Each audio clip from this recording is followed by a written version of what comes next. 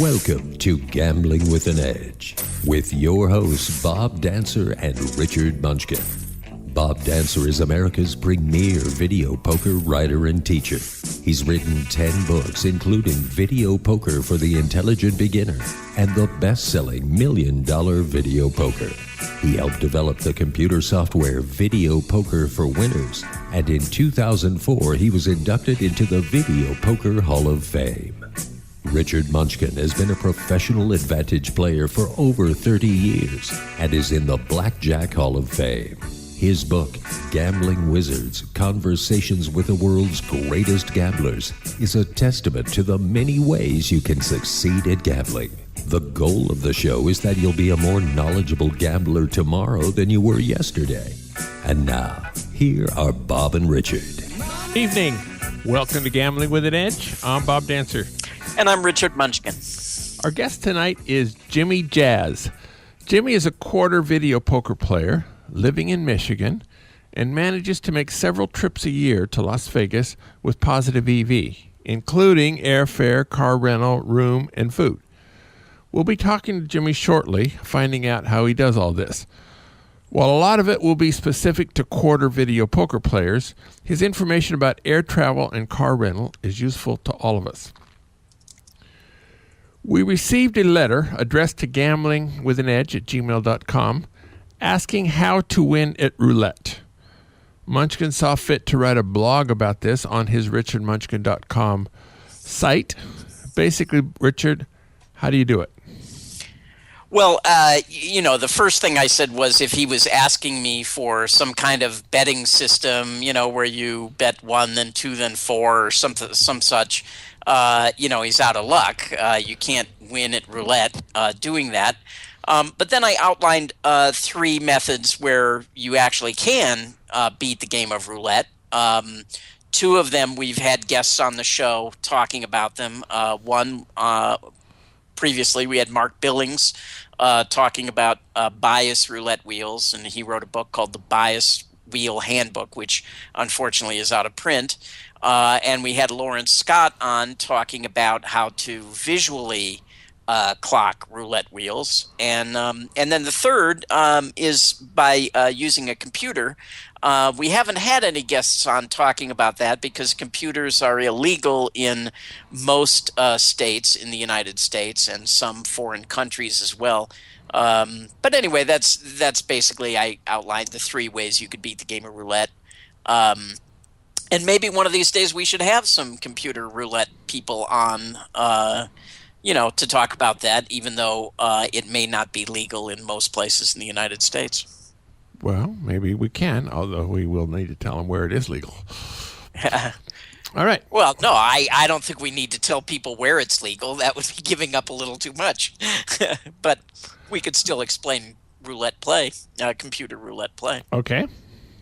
We're approximately halfway through the World Series of Poker here in Las Vegas. Something strange happened in event number 15, the $3,000 no-limit hold'em six-handed, eventually won by Belgium Davide Katai for his 3rd career bracelet.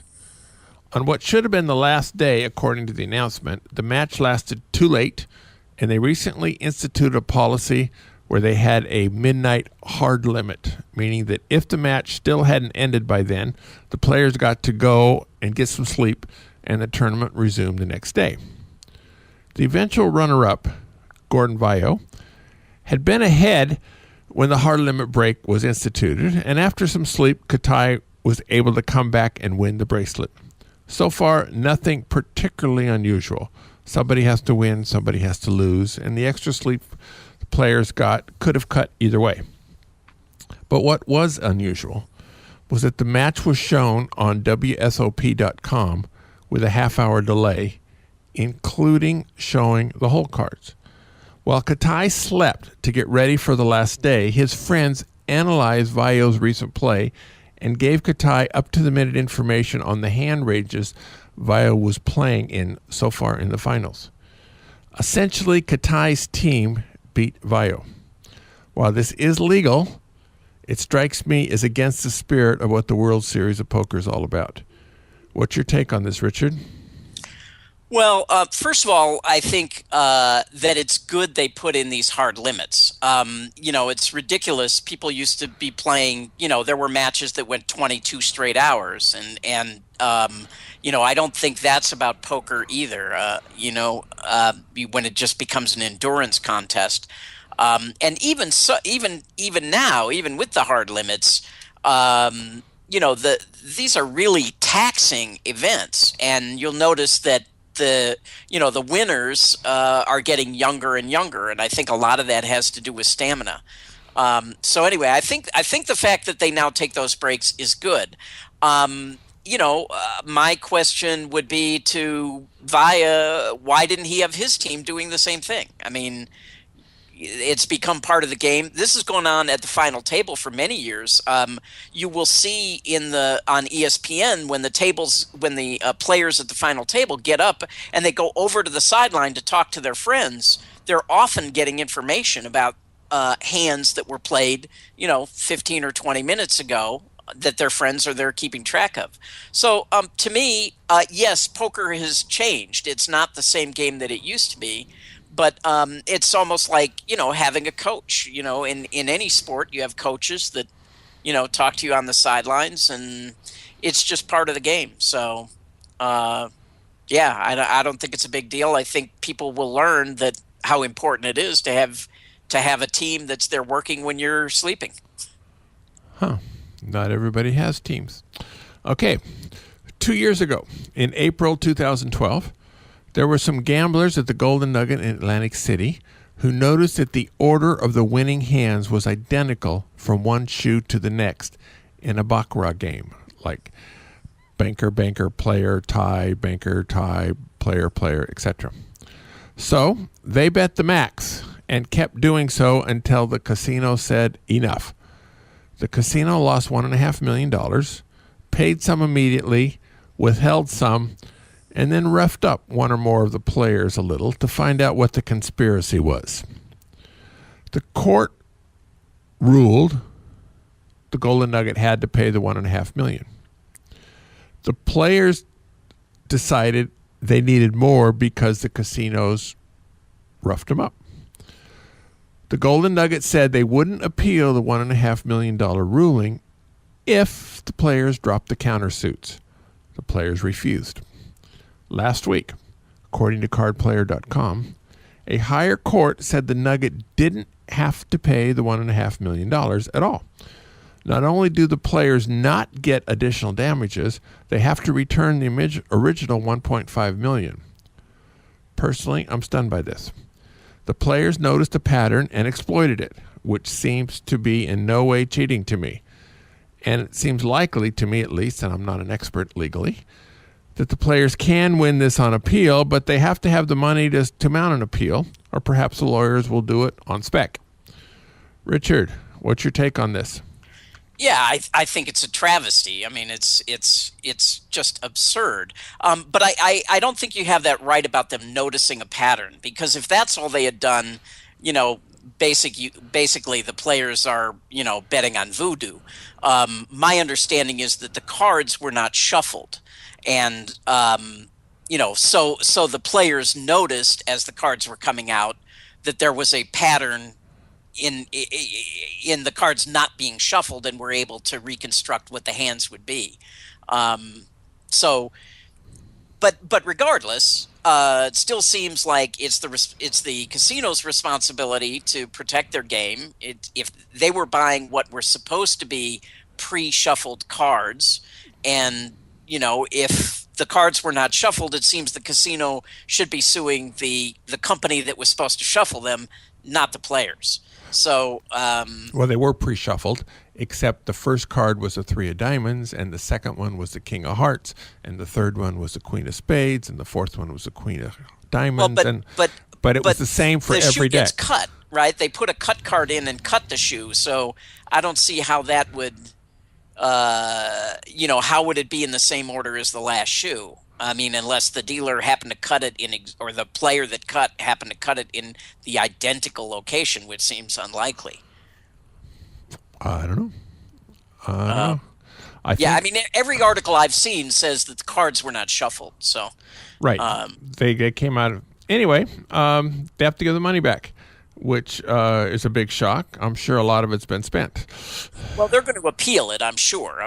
The players will appeal it, and hopefully, a judge with more sense will give a better ruling. Actually, this prompted us to. We were talking before the show. We're going to try to get Bob Nersessian on to get his take on on this. I'm sure he'll. My Quite guess, entertaining. I'm guessing Bob will be bouncing off the ceiling, but we'll see. He's another thing we're probably going to talk to Bob Nersessian about. A horse player at a track in Omaha, Nebraska, won a race worth $63.50, and the cashier paid him more than $6,000. The player immediately left the track. Go figure. Apparently, they're considering trying him for felony theft. This was surprising to me. I thought if someone overpaid you and you did nothing to cause that person to make the mistake, you legally could keep the money. Although morally, many of us would give back the money in at least some circumstances.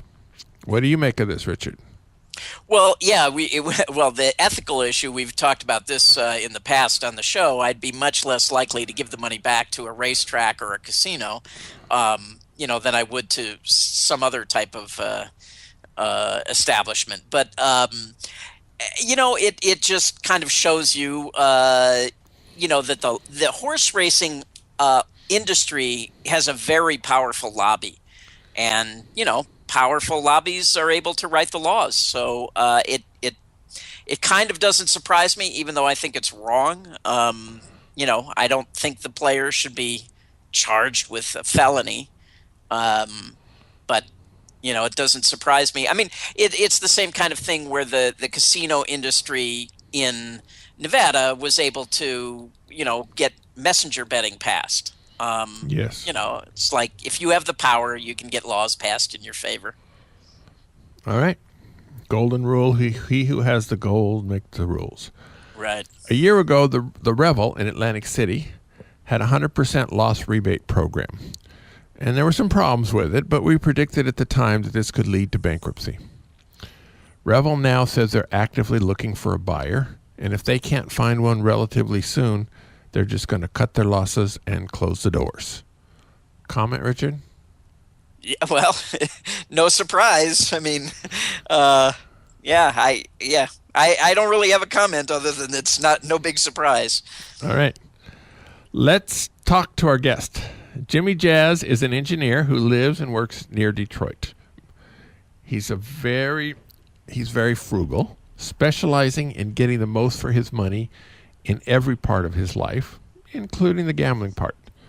Tonight he's sharing ways he does this with respect to Las Vegas trips, usually taken with his wife, Haley Marie. Jimmy Jazz, welcome to Gambling with an Edge. Thanks, Bob. First, let's talk about getting here. Quarter players don't usually put enough money into action so that a casino will reimburse them round trip from Detroit to Las Vegas for two people. Now, so yet you find ways to get here essentially for free. How do you do this? Well, there's a couple ways. The last 5 to 10 years, Harrah's and Laughlin has been a very good play for us. As you probably know, the Laughlin property is a smaller property, used to people who don't gamble quite as much. So the rule of thumb I was following was about maybe 15,000 coin in would get you on their list for a free charter flight for two from Detroit to Laughlin. So that, to me, was a pretty inexpensive way to get out there.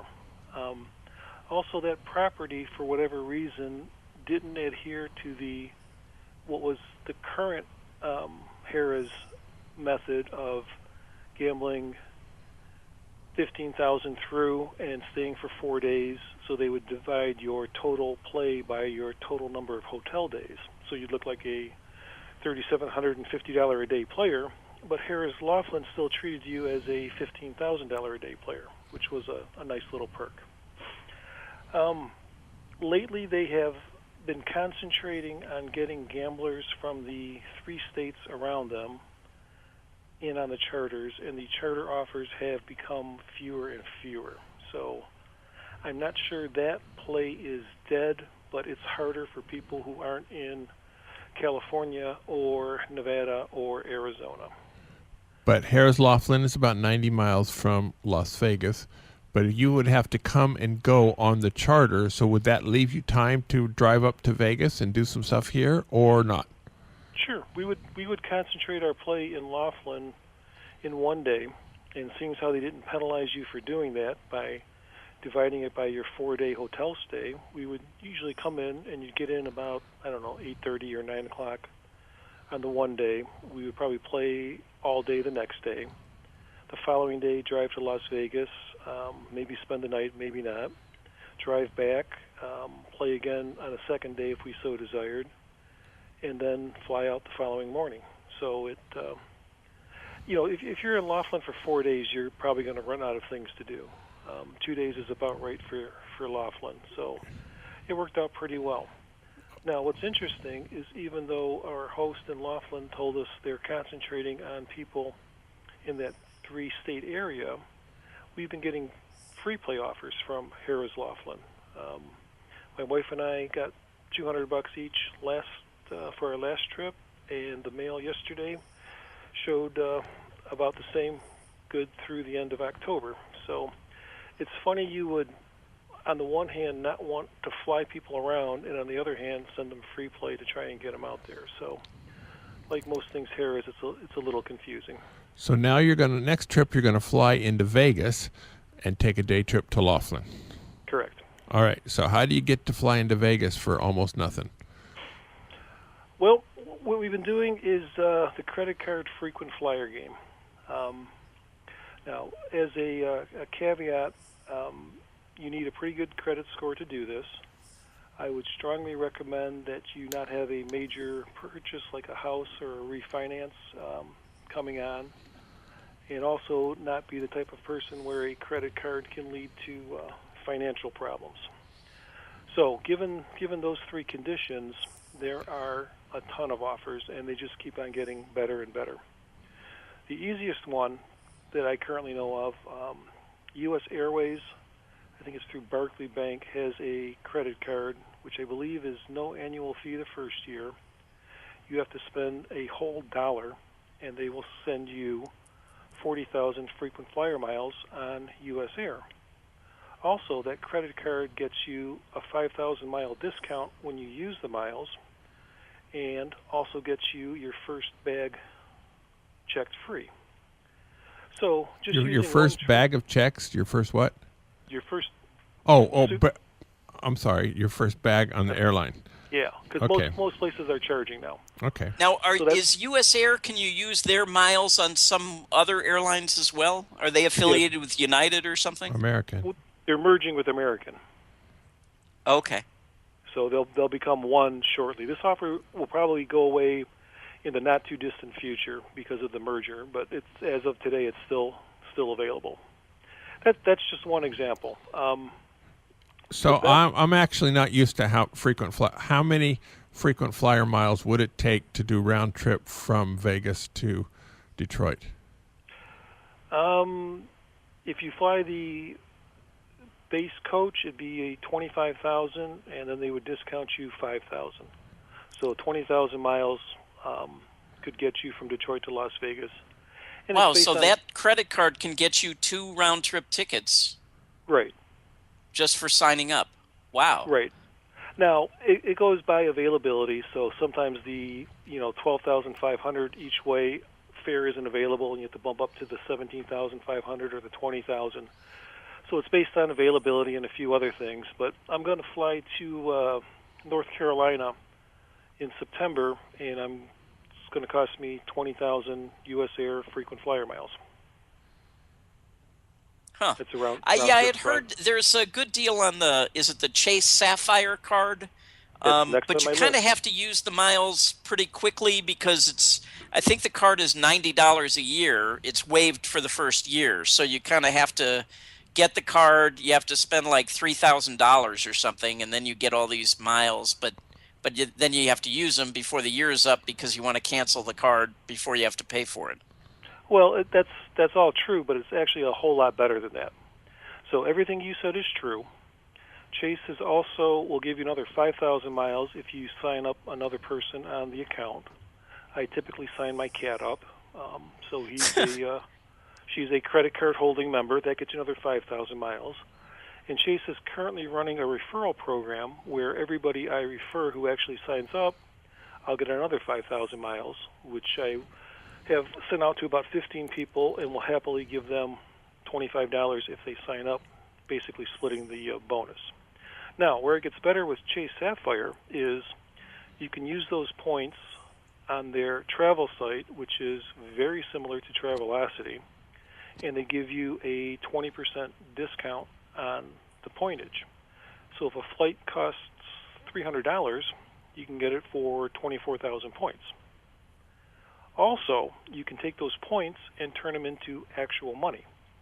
If you sign up, meet your spending requirement, and then tell Chase, please send me a check for $400, they will do so. So it's immediately convertible to cash. Also, what Chase will do is let you transfer miles from their account to, say, Southwest or American or U.S. Air. So if you are, 10,000 miles short, or let's say 5,000 miles short on a U.S. Air flight, instead of buying them from the airline at 5 cents a piece, you transfer them from your Chase card at 1 cent a piece. So that's a nice little perk as well. It's also got some other features as a credit card that I particularly like, and even though I signed up for them probably 4 years ago, I still have that card and have been paying the annual fee the last couple of years because I think it's that good. Wow, isn't the annual fee like $90? Yeah, I think it's worth it. That gets you a 7% bonus on top of the money you spend each year. There's no foreign transaction fees. There's some other perks with it as well. I still have a balance in the account, and I think the 20% bonus on travel booked through them is worthwhile. I reconsider every year I have the card, but I've done it the last couple of years. With the stack of cards I've got now, I might reconsider that. But overall, it's a very good card, and their credit protection is outstanding. If you buy a little bit unusual in your buying pattern, they'll call you up and say what's going on, and I think it's a very, very good, very well-run card. Okay. Now, any other cards we should know about? The best play, and this one goes into my too good to be true, and I can't believe they're doing it category. Through Chase again, if you get a card, the Southwest card, there's a Premier card and a Plus card. And one's a $99 annual fee and one's a $69 annual fee. Those cards, you spend $2,000 in 3 months, and they will give you 50,000 of the Southwest Rapid Reward points. Now, I figured the Rapid Reward points are worth about 1.7, 1.8 cents based on what their airfare costs and what you can get out of it. So just doing one of those cards gets you $750, $800 in airfare. No, $850 or $900. It's a lot, but it gets better. So you get both cards, make the spending requirements, and you've now got 100,000 Rapid Reward points. Plus, you've got 4,000 from the money you've spent to meet your spending limits. So you've got 104,000 Rapid Reward points in your account. Now, if you've also got your Chase Sapphire card, transfer 6,000 points from Chase to Southwest. You've now got 110,000 points in your Rapid Rewards account, and that's the magic number for their companion fare. And what they'll do with that companion fare is when you hit that $110,000 point milestone, they will give you a card that is good for your companion to fly any flight you fly for free for the rest of the current year and all of the next year. Wow. So right now, my wife and I will fly on Southwest basically free till the end of 2015. And then you divorce. No reason to keep her. Then she does it, and I'm the companion. Now, No, I don't know how they can afford to do that, but they've been doing it for quite a while. okay. Now, some of our listeners have not been taking notes. Is there a website or something that they could get much of this information on as to how to take advantage of frequent flyer stuff? Yes, there's a great website called Million Mile Secrets. And the gentleman who runs that site, if you click on one of the links and get a credit card through the site, he gets a small commission. But there is just a ton of information there. He lists 20 different credit card offers. Well worth taking a look at. All right. Let's get down to quarter video poker place. That's why you come here. Now, one of your main squeezes here is the D. Correct. Used to be Fitzgerald's. Now, Correct. What do you do there, and why is that so good? Well, I think the D is marketing heavily to the Detroit area, which is where the name came from and where the owner came from. So I don't know if my offers tend to be a little bit better than offers from other parts of the country. But for basically about, 7,000, 8,000 coin in, we've been getting $50 in free play, $50 in match plays, 3 nights at the hotel, and maybe $20 in food, $15 in food, something like that. And those offers will be good in 3-month blocks. So when Haley Marie and I go to Las Vegas, we'll try and time it so we hit the end of one month and the beginning of the other month. So we basically have what I just said times 4, which makes it a pretty substantial chunk of money. I've heard rumors that a higher level of play, maybe 12,000 coin in, gets you to the next level, which is limited room, food, beverage, and transportation to and from the airport. I have not confirmed that works yet. So, and the other problem is, as you probably know, at quarter single line, it's really tough to get 12,000 a day through. It becomes an endurance test. Do they not have any multiple line games? Nothing very good that I've found. I think 7.5 bonus is the best I've found. They've got some 100% games, but they're like painfully slow and coin droppers, and it's just not worth the trouble. What about you and Haley Marie both playing on your card on Tuesday, and you and her both playing on your card on Wednesday? I figure that's a given. Sorry, I apologize. All right. And if you really want to crank out with a positive EV, they do have the lone loose deuce machine, the 1710 loose deuce for nickels. Oh, that's going to take you a while to get. But now, I mean, do they not have any dollar machines, or you don't want the massive swings of a $1 game? 7.5 bonus poker, I think, was the best I saw. Huh. So to me, that's and not, for Richard, that's a little bit better than 98%, excuse me. Yeah. So you're giving up 2%, and you're going to run 3,000 through an hour. I'm not going to pay them $60 an hour to play video poker. All right. The game's there. It's a 8.5 bonus poker, single line at the bar upstairs with a 3-way progressive. And the quads seem to get pretty high, so I think there's a fair amount of short coin play going on. So would that be a close? Now 8.5 bonus starts out at 99.2 almost. Are the progressives enough to make it up to 100% in your mind? Yep, the quads are 0.5%. The straight flush and royal flush is 0.25%. Plus, in the advisor and also in the American Casino Guide is a nice little coupon that gives you basically 1% on your first 10,000 coin in the form of free play. So that's a nice little bonus on top of that. So presumably, but you need to do that all at once before you cash it. So that You that go to day the and booth, you tell them, I'm going to use this coupon. You have 24 hours. You come back, you tell them you're done, and then they put the free play on your card. And so that trip, instead of playing 7,000, you play 10,000. Well, yes.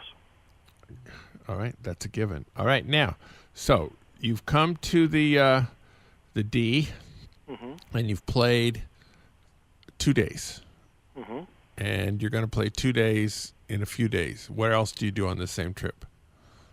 We usually go to the Four Queens. That's all the way next door. Yeah, it's a long way. Do you drive? No, but I really like parking at the Golden Gate Valet parking. I think that's a nice little trick because it's rarely full and you rarely wait more than about 38 seconds to get your car back. So we'll park there, sometimes valet, and then walk over if the other ones are full or there's a big crowd. If you got luggage, Golden Gate isn't next door. I mean, this is when we're running around. Actually, I appreciate that tip because I used to use the Las Vegas Club valet, and then that's closed, and then I was using the Golden Nugget valet, but that's kind of, you have to go get it validated, and I don't know. So I appreciate that. I will try the Golden Gate valet next time I go down there. And I think a $2 tip is like 3 times the going rate there, so you look like a big shooter. Oh, so tipping 67 cents is about right. For that place, I think so. All right. Although they have cleaned it up a lot, so I haven't been in there in a while. Okay, so you're at the Four Queens. So what do you play there? Well, they got the 10-7 progressives. This is quarter 10-7. Correct. So 10-7 is slightly over 100%, and the progressive, which isn't very fast there, so it's, 100.3, 100.4, depending on how high the progressive is. Right. And then there's a slot club. All right. So about 6,000 coin in was getting us $40 in free play, rooms if you want them, and I don't know, maybe $20 at Magnolia for food. Okay. If you step it up to about 12K, you get about 75 in free play. You used to get dinner for 2 with $150 max at Hugo's, which was a very nice comp. And they book you in their suite, too, which is basically a bigger room. So, but the increased free play and dinner at Hugo's is always very nice. Now, a host there a while ago told me that if you sift them 1 out of 3 trips, you're okay. So if you happen to be in town, you're not going to play a lot, you pick up your free play and leave. If you do that only once out of 3 trips, they kind of ignore it. I'm not sure if that's still true or not. So under that case, you could pick up your wife's free play even if she didn't come to town. Once again, a given. Once again, a given. All right. What other casinos? Orleans, not too much play, seems to get you on their free room offers. A little bit of free play and a little bit of food. That's another place we play at. We used to play a lot at Casino Royale, but they've taken away their games, taken away their coupon sheet, and basically not given us any reason to play there anymore. So that was the best free room play. About 2,000 coin in got you 2 nights. Wow, on the that's trip. really low. Oh yeah, and the rooms were functional and they worked, but now it's a Best Western, and the owner dumped $40 million into their renovation, and they're trying to get it back in the games and cutting out the perks, which is what built up their clientele in the first place. But that's another story. All right, now, so let's get away from the gambling and go to rent-a-cars, which would be of use to many more of our listeners than would be a discussion of quarter video poker. So you rent a car when you come here. What's the best way to do that? Well, what I would usually do is, let's say it's now mid-June and I'm going to go in September. I would look online and basically just grab a vehicle to have something as a backup plan. And then I would periodically check and periodically rebook. And, it's a little bit of work, but it yields pretty good results. I actually posted one on VP Free for the last trip. We started at $140 for a compact car for 5 days and ended up with a mid-size car for 5 days at $52. tax and fees and everything. Uh-huh. So I thought the tax was more than that for 5 days. the tax was like $17 or $18, so the actual rental car was like $33. Wow. Yeah. Now, So like $6 a day or $7 a Yeah. day. Yeah. Now nobody sees these. How you go to the airport and you don't see any offers for $7 a day. How do you find them? Well, I get a couple newsletters and a couple, email mailers. But basically, if you show up at the airport, they're in the driver's seat, so to speak, and you're going to pay whatever they tell you because your options are to walk someplace or take a cab someplace. If I've got an offer in hand, I'm in the driver's seat, and I can say, well, I've got this offer. If you can do something better, I'll go with your company. If not, I won't. But most of the work I do is online. There's a bunch of sites, carrentals.com, Travelocity, of course, Expedia. But the best one I just found is a site called AutoSlash. That's AutoSlash. Correct. .com. Okay. Now, they're doing what was my idea from about 10 years ago, is why can't they take your information and let them shop around and find you the best rate? And lo and behold, 10 years later, a company's actually doing that. So with all my rebookings this last trip, 4 days or 5 days before my trip, AutoSlash sent me an email and says, hey, we've got this deal at a company, and it's less than you're paying. So I booked it. And I booked it through their website, so they get a few bucks. And then when I went to the airport and picked up the vehicle, it was actually $4 less than they had quoted me. So I think AutoSlash found yet another rate and saved me a few more dollars without me actually having to do anything. To me, this is probably the best money saver I've heard of in a long, long time. They'll basically do all the work for you. You can even tell them that, I went on Travelocity and I got a car. Here's my information. Let me know when you get me a better rate, and they'll email you when they get you a better rate. Wow, that's a great site. Yeah, it is a great site. Yeah, they just started it up, or it's the first time I've seen them. Let me put it that way. So I would definitely check that one out. I have sent them an email suggesting they should be an advertiser on this radio show, and so far I've not been able to talk to them. But I'm still working. I would think our listeners would be a good deal for our listeners. Well, They'll probably call me, Bob, and ask for a better rate. All right. I sent them an email as well, and they said they're not interested in any advertising sponsorship at this point. All right. So, I was a quarter player 20 years ago. I abused casino match play coupons.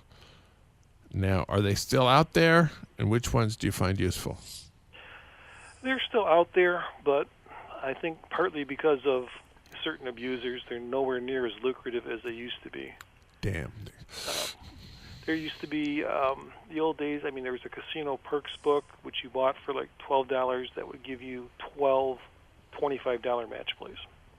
Those Yes. are gone. $25 match plays in the Advisor were not frequent, but they were there. They used to run 3-to-1 blackjack coupons. I mean, all kinds of great stuff. Right now, in the Advisor, there's several of the $10 match plays, which, you know, if you happen to be around, if they're worth doing. The $5 match plays is if I happen to have it in my pocket and I'm in the casino, I'll use it. I mean, it's for the $2.40, it's not worth much effort to cash those in. Now, the one I probably use the most is in the American Casino Guide. There's a $10 buy-in at poker at the Golden Nugget. So I give them $50, and they give me $60 in chips. That's my current favorite coupon out of the American Casino Guide to use. There's various free slot offers in both books. You know, you get $5 or $10 at the Plaza or the Las Vegas Club, or I think Orleans has one. But you know, the coupon runs that I used to do, I don't do anymore because they're not as lucrative, and I'll typically hold off doing a coupon run and use that when I'm like broke from a bad video poker trip and want to do something that's not video poker and has a pretty high expected value, even though it's a low dollar value. So they're not anywhere near what they used to be, but they're still worth doing at least a little bit. All right. Do you play other places besides Vegas? And are you able to find these kind of deals in other places?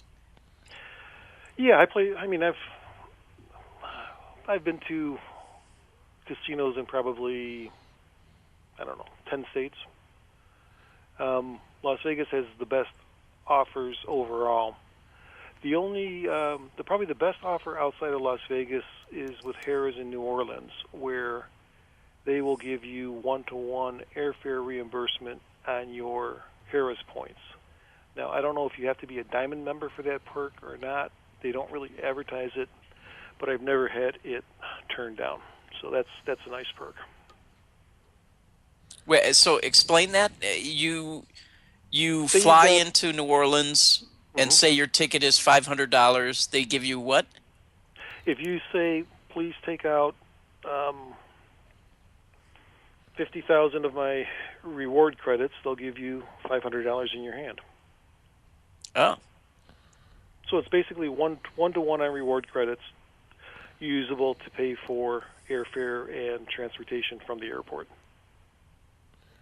Usually you would, depending on your status, it would be quite a bit, you would get a lesser rate. The one-for-one is only usually good at Harrah's properties if you spend it on hotel rooms or meals or show tickets, which are high markup things. But for outside, it's usually, you pay quite a bit more to use the points.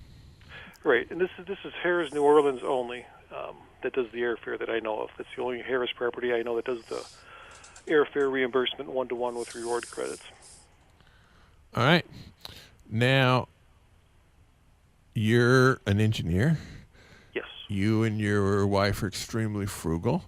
Yes. I'm assuming you could afford to play for considerably more than quarters. Yes. So why is it that you go through a lot of work and you come here and you get a free vacation and you average going home with $50 a day profit, which is a whole lot better than most of the country can do. 99.9% of the people who come to Vegas, yeah. But it's small change. So why do you remain at quarters? Well, there's a bunch of reasons. First of all, on the amount I make going to Las Vegas, if that were the only reason, I probably wouldn't do it. But I have friends all over the country, and people like to go to Las Vegas, and there's people that's the only place I ever see them. So it's a cheap way to get together with my friends from around the country as well. That's to me, that's a big part of the attraction. So you and Haley Marie will both get rooms, and you put your friends in one of them. Correct. Okay. And then we'll share the comps, and a lot of times if I put a friend up at a nice hotel for 4 days, he'll generously pick up the what's left of the rental car. So, and usually the tips on the meals. So it saves me a few bucks. It saves them a bunch of bucks, and it works out pretty well. Yeah, it sounds. Yeah, you know what? I get that. I mean, not everybody is into advantage play to make a living. So what you're doing makes a lot of sense to me. Right, and as far as the actual play level, yeah, I could play $1 or $2 if I wanted to. First reason I don't is my wife Haley Marie is much less risk tolerant than I am. And if we went for a weekend and had a bad run and came home $10,000 lighter, it would be a very unpleasant rest of the month. So, to me, it's just not worth it on that level. Uh-huh. Also, I don't scout out those plays as much, so there might be better stuff at the higher levels than I think, but I'm not sure that I would get 4 times the bang for my dollar for 4 times the risk. Some of the quarter plays are pretty good, and if you get pounded in a weekend, you lose $1,000 or $1,200. I mean, it's not the end of the world. Tax issues are a concern. I don't file as a pro, so state taxes start to bite into stuff. So in Michigan, W-2Gs are taxable? Correct, and there's no way to offset it. Oh. Wow, that's bad. That's most states. You guys don't know how good you have it there. That's I true. would say 90% of the states in the U.S. Tax gambling winnings are fully taxable at the state level, and losses are not deductible at the state level. Oh, wow. I thought that was only a couple of states that were like that. I didn't realize it. No, there's only a couple that aren't. Huh. Yeah. All right. Good. All right. So we're gonna go ahead. Sorry. we're gonna do a few commercials now, and then we're gonna come back and ask you about myvegas.com, which is I actually have some questions about that. Okay. Sure. The South Point has more than 10,000 games, returning more than 99%. That's more than anybody else has. In June, they're having hot fun giveaways. Sundays through Wednesdays, you earn 800 video poker points or 400 slot points, and you earn the gift of the week. For next week, it is an American flag throw. You keep your points. Thursdays, you may earn free buffets. Earn 300 points, and you get a lunch buffet. Earn 600 points, and you get a dinner buffet. And you can, depending on when you earn it, that 600 points can get you both. You don't have to cash them the same day, but you have to spend them before the end of the month, Monday through Thursday. At the Palms, they have a 7 p.m. drawings each Friday in June. You need to swipe your card before 6:45, but you do not need to be there for the drawing, so long as you pick up your prize prior to midnight. Each week, $10,000 is given away to 5 winners. The good news is you don't have to be there. The bad news is that if somebody doesn't show up, the prize is forfeited and it doesn't go to somebody else. You earn 5 times entries Fridays and Saturdays, 8 to midnight, 2 times entries Sundays and Tuesdays. Play for points, PFP, Monday through Friday for the last 2 weeks of the month. It's Chevron gas cards and car washes and lubes from Terrible Herps. The rate for earning these prizes is 0.25% for video poker players and 2% for slot players, and you keep the points.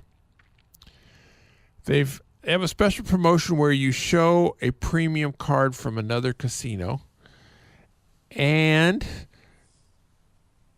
if that card is a higher level than what you have at the Palms, they will upgrade you to it at the Palms and give you free buffets and some money. If you already have the highest card at the Palms, then you don't get anything additional. So it only works as if you do not have a premium card at the Palms and you do have one somewhere else, then you bring it in and you can get up to 2 free buffets and $50 if you have such maybe a 7 stars card or the equivalent at several other casinos. Videopoker.com remains the best place to practice a wide variety of games, including Quick Quads, Ultimate X, Extra Draw Frenzy Poker, Hyper Bonus, many others. Often these games are the best returning games in a casino, and you need practice to know how to play them. The weekly contests for this week are 25 play with Super Times Pay, Extra Draw Frenzy, and Big Times Draw Poker. Extra Draw Frenzy is a 6 coin per line game where the bonus feature is activated each time you're dealt 3 of a kinds. When this happens, you get some number of extra hands, all starting from the specific trips that you drew. How many extra hands depends on which trips and which games. For example, in Jacks or Better, you get a lot of extra hands because each quad only returns 125 coins. In Triple Double Bonus, if you start with 3 aces, you don't get so many extras because converting it either pays 800 or 4,000. The bonus feature adds a little to the return of the game and requires no change in strategy. So if you can find the same pay schedule on this game as you can find in the rest of the casino, this is the better choice. You'll find them on All-Star Poker games or some machine. There's a variety, Star Poker, variety of machines where they have a large number of different games. All right. Let's go back to Jimmy Jazz. We briefly hinted at myvegas.com. What is that? Actually, it's My Vegas. I think it's My Vegas Slots, and it's a Facebook game. So when you sign into Facebook, it should appear on the left-hand side in the menu selection. And like Candy Crush and all their other little games, it's an online game. And basically, you're playing with funny money, and you can play their slots or their blackjack. And as you do well, you accumulate points, and they have little daily bonuses, and they have a little map that you build up, and as you collect at the different casinos, you earn points. So the good thing is that those points are convertible to comps at the MGM properties. And the more you earn, the more you can use. Our last trip in May, we went to go see Love at the Mirage. We had the Mirage Buffet for lunch and went to the Secret Garden, all on My Vegas slot comps. So it didn't cost us a nickel. Now, the Love tickets that were printed out had a value of $149 each.